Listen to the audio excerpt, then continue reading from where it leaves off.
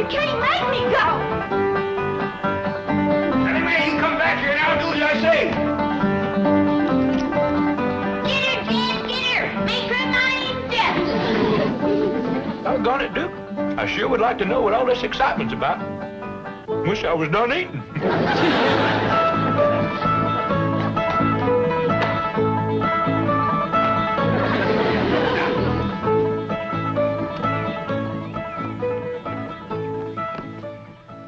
You might as well give up, Jed. She's made it to the big tree. Granny, I'm going up after her and bring her down. That's a mighty tall tree, Jed, and she's going plumb to the top. Granny, this is something that can't be put off no longer. That girl has got to start to school. Good, Duke. Elly May, take to that girl's finishing school. I reckon you ain't much interested in school. You'd rather be chasing a raccoon up a tree, wouldn't you? I'm afraid Elly would, too. Oh, hello, Granny. Did you get her into a dress? I did. Got her hair up in braids, too. I kind of favor Elly May's hair hanging down nice and loose and pretty. Oh, Jed, she's commencing to school. And a schoolgirl should wear her hair in braids. How come? That's so the boy that sits behind her can stick her pigtails in the inkwell. That's how they get acquainted. Might work all right back in the hills, but here in the city, things is a mite different. Boys is boys and girls is girls, city or country. I'll bet you Elly May has a boy toting her books home tonight. I'm afraid not, Granny. You see, in the school where Elly's going, there ain't no boys there. What kind of a fool school is that? I want Miss Drysdale to hear it was her idea. I might have known it. That woman is a troublemaker. She never did cotton to us living here, and she's up to something now. I'm gonna learn her to mind her own business. Now, hold on there. Hold on. Back up. Miss Drysdale done Elly May a favor to get her into that school. That's what you call a girls' finishing school. Without any boys, I don't know how they even get started. Well, here I am, Paul. Elly May, you are prettier than sunup. And you want to waste her on a school full of girls. Come on in and see yourself in the looking glass. Paul, do I have to wear a dress? Elly May, that's the dress that your Aunt Pearl made for you. Hey, this is all handworked, Elly. Pearl spent 4 weeks on this. And 50 cents in cash. Elly May, you just be thankful.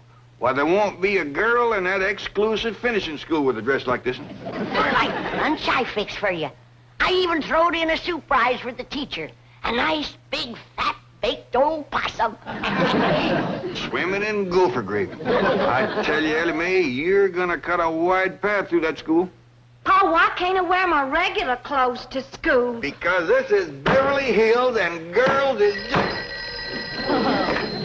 Jed Clampetts speaking. Oh, howdy there, Miss Drysdale. Well, yeah, she's just about ready to go now, but she's wanting to wear her old pants and shirt, and I told her that... It is? Well, that sure is going to pleasure Elly. Well, thank you, Miss Drysdale. Bye. Miss Drysdale said it'd be just fine for you to wear your old pants and shirt to that exclusive finishing school. Miss Hathaway! Oh, wait a minute, Chief. Your wife is here. Yes, I know you want it. Hello? Hello, hello? Hello, hello to you. Any news from Milburn? Oh, yes, he'll be in Friday. Oh, good. I rather imagine the Clampetts will have moved away by then. Moved away? What have you done, Mrs. Drysdale? Only what you and Milburn have been urging me to do. Be helpful. I recommended a school to Mr. Clampett for his daughter, Elly May. Oh, well, that was very nice. What school? One befitting the daughter of a Beverly Hills multi-millionaire. Our most exclusive private finishing school. Not the Willows. Where else? You and Milburn keep reminding me that under her blue jeans and faded shirt, Elly May is as good as anyone. She is, but those girls at the Willows are insufferable snobs. They'll cut her to ribbons. Well, don't blame me if she finds herself beyond her social and intellectual depth. I've been saying from the first that the Clampetts didn't belong. I've tried to spare them this humiliation. You are all heart. They must be on their way to the Willows. After the reception, they get there. I rather imagine they'll be on their way to the hills or the caves or wherever it is they came from. Mrs. Drysdale, this may cost me my position here, but there is something I must say. You are a fink. This is the way we go to school, finishing school. This is the way we go to school with a possum for the teacher.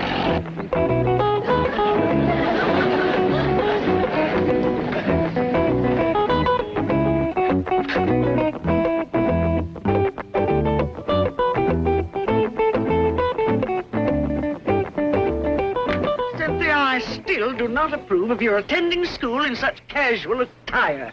None of the other girls are wearing slacks and sweatshirts. Oh, Mama, relax. The other girls look to me to set the pace. Tomorrow, everyone will be wearing mink sweatshirts.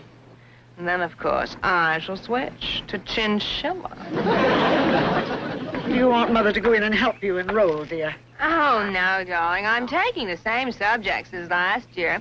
Golf, fencing, tennis, riding, history, and water skiing. Do try to stick with it this time, Cynthia. You're becoming a finishing school dropout.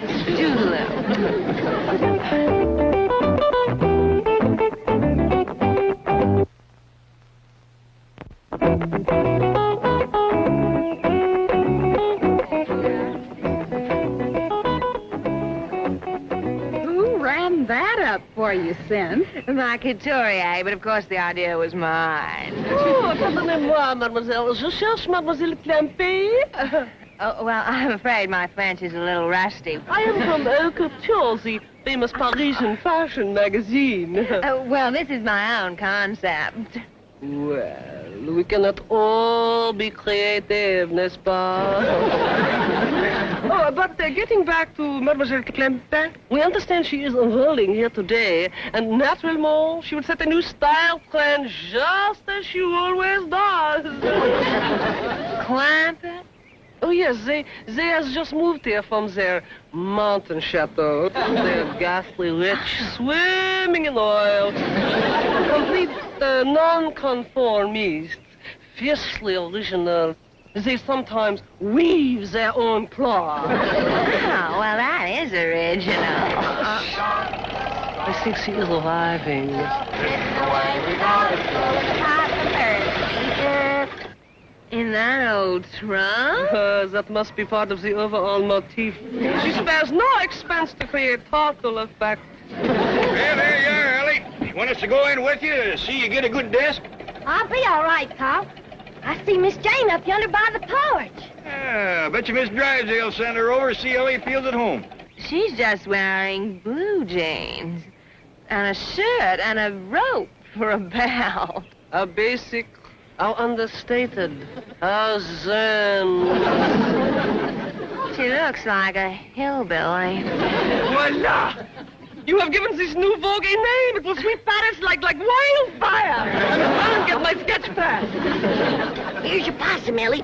And remember, when you give it to the teacher, don't slop no hot gopher gravy on her. I won't, Granny. Bye-bye, Elly. Bye, Elly. Bye, Elly. Bye. Learn your cipher, and Elly. Be a good girl. Bye. Cynthia, she's carrying a bucket. Yes. It's the ultimate simplicity in purses. Next week, Jackie Kennedy will have one. Here she comes now. I do hope she will remember me. It would be such a thrill.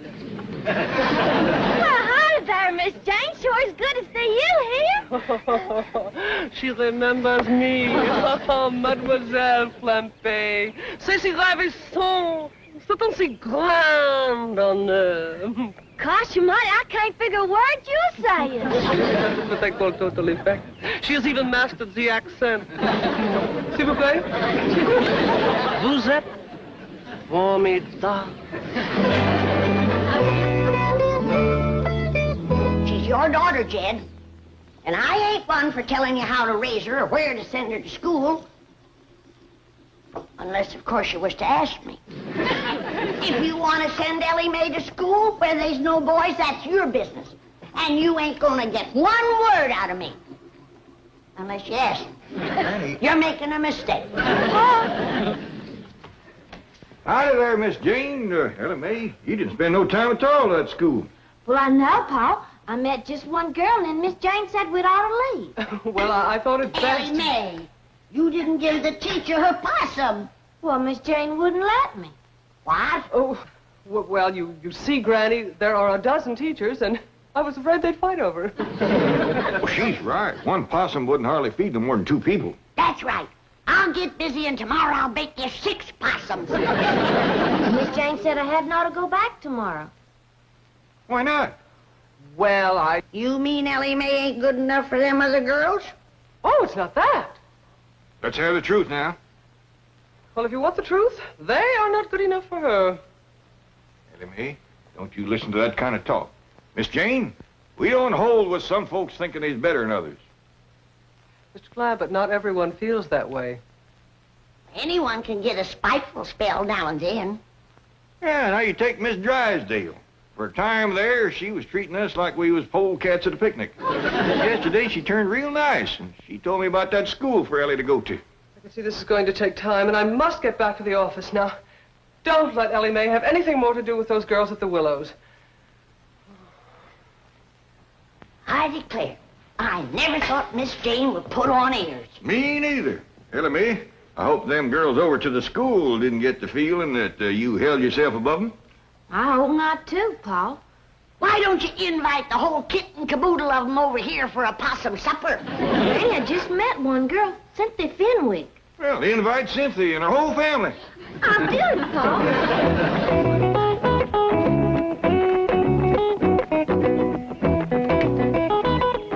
Cynthia, darling. Hi, Mommy, darling. Homework tonight's forehand bowling. Cynthia, the most ghastly person has been phoning for you today.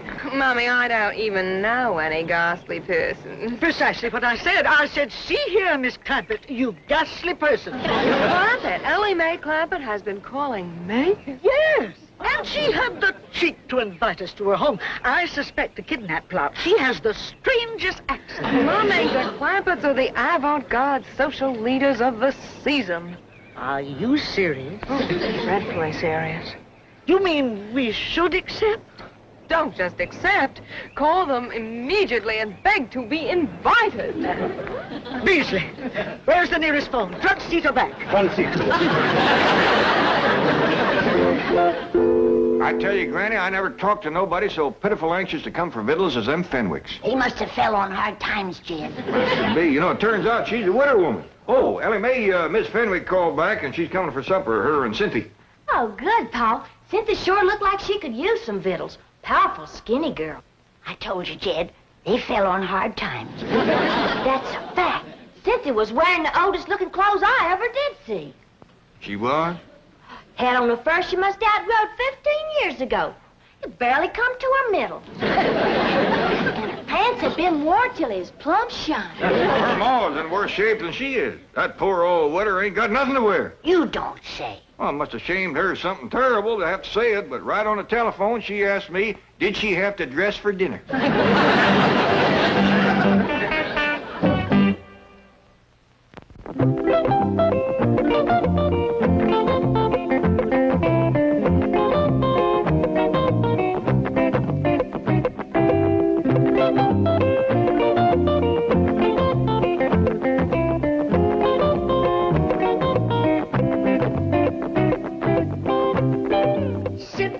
I have always tried to indulge your every whim.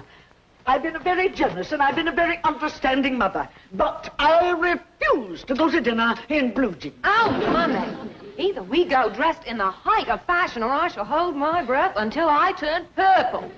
I think how that will go with this orange peignoir. But dear, they're not showing blue jeans, not in Vogue, not in Harper's, and every couturier we've called has hung up on us. Now, how can they be fashionable? Because Elly Mae Clampett has decreed it. Think of it, Mommy. We can wear them before Princess Grace and Jackie Kennedy. Ooh. Are they going to be at the Clampetts dinner? No, Mommy. Neither will we unless I can find some blue jeans. I best call Elly Mae and explain why we're running late. Why, sure, Cynthia. You and your ma just take your time. That's all right. Bye. Paul, you sure was right about them folks being hard up. They's gonna be late because they can't find clothes to wear. Elly Mae, you're thinking about the same thing I am. Take 'em some of mine. I'd have done it in a way that don't rob 'em of their pride. Jethro, I want you to drive Elly Mae. She's going over to Fenwicks to take him some clothes. Oh, yes, sir. Well, they can have some of mine, too. Mine, too. That's the spirit. Come on, Jethro.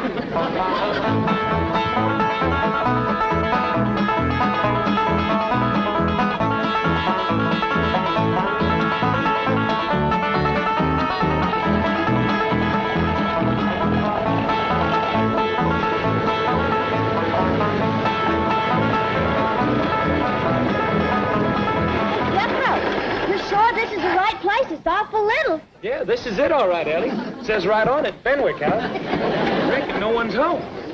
That's good. We can leave these clothes without shaming them none. Yeah, I'll set them right inside the door.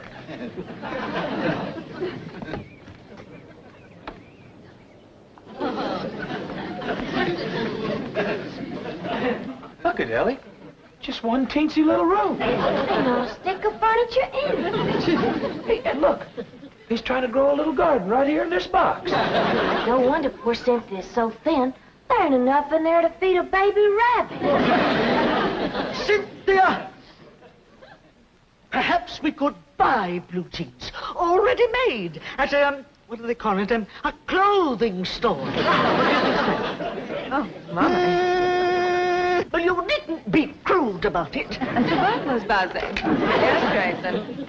Mommy, are you expecting a call? There seems to be someone at the gatehouse. No, dear. No, Jason. Mummy, the gatehouse. The gardeners sometimes leave work clothes there. Surely you're not suggesting that... This is an emergency. I shall dash right down to the gatehouse and have a look. Jason, have the car brought round immediately. It would have broke your heart to see where they live. Their whole house ain't no bigger than a chicken coop. They don't even have a place to roost. Not one stick of furniture. No fiddles except some little old greens that's trying to grow in a box. Pitiful. Just pitiful. You know, I always wondered why the Lord give us so much, but I reckon this is the reason. He wanted us to share with poor, needy folks like the widow Fenwick and her young'un. Now, Elly Mae brought them some clothes. Granny is going to give them some food. What they need now is furnishings for that poor little house of theirs. Now, quick, let's load up the truck before they get here. Granny and Elly, you get some dishes and some eating tools. Jethro and me, you'll find us some furniture. I want you young'uns to learn something now that I hope will abide with you for the rest of your days. The greatest joy of living is a joy that comes from giving.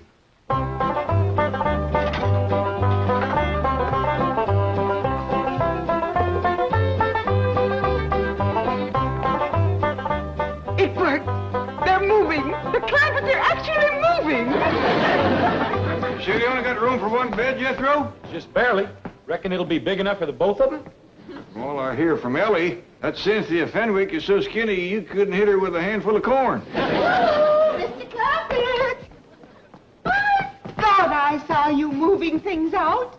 I hope you're not angry over Elly Mae's experience at the Willows, but apparently it did open your eyes. It sure did. We didn't know there was people like the Fenwicks in Beverly Hills. The Fenwicks. Did Elly Mae meet Cynthia Fenwick? Yes, ma'am. That's how come we's loading all this stuff up on it. Jethro. No use robbing folks of their pride. He's right, Jethro. The less said, the better. Just load up and go. We's hurrying quick as we can. Let me help. Yeah, that's mighty neighborly of you. I'll go see how Granny and Elly's getting along in the kitchen.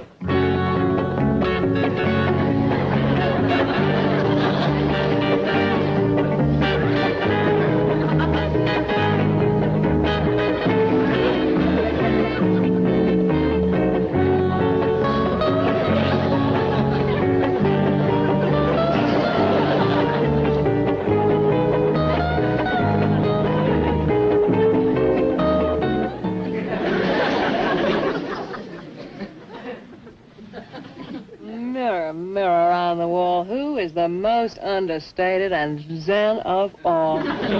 You, Cynthia Fenwick, you little darling.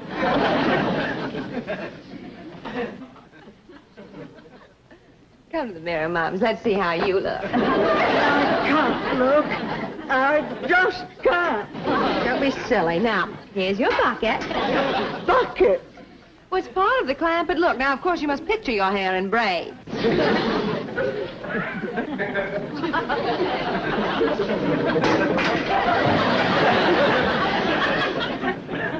Really? Jason, come quickly. Bring some cold champagne to pour over Mummy. It doesn't matter. Any vintage year will do.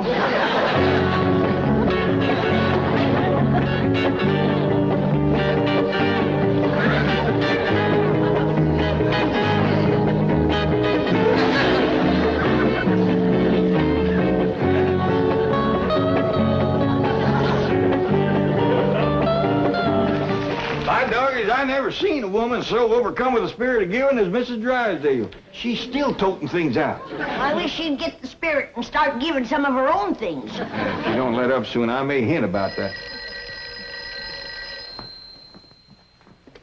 Jed Clampett speaking. Oh, howdy there, Miss Cynthia. Y'all coming over today?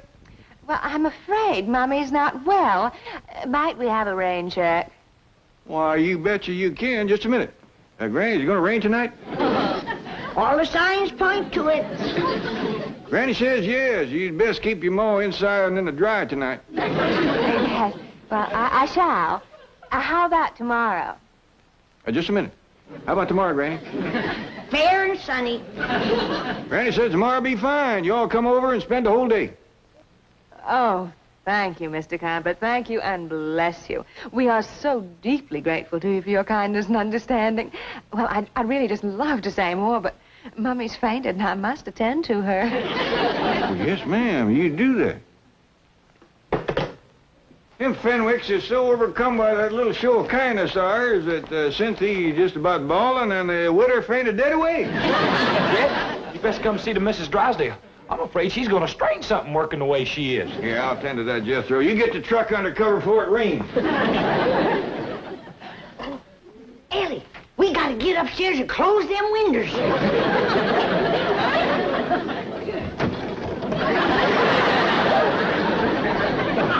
Whoa, Miss Drysdale, hold on there. Hold on. Tomorrow's another day. You will continue moving tomorrow, you promise? We'll spend the whole day just making the Fenwicks happy. And me. I'll come here early to help. Well, why don't you just rest up tomorrow? You must be all tuckered out. No. I shall be here early. Never did see such a change of heart come over a woman. Jed! Oh, Granny, let's have victuals early so we can all get to sleep early. Tomorrow's a big day. Ain't none of us gonna get to sleep early tonight, Jed Clampett. Why not? Miss Drysdale done emptied out all 12 bedrooms.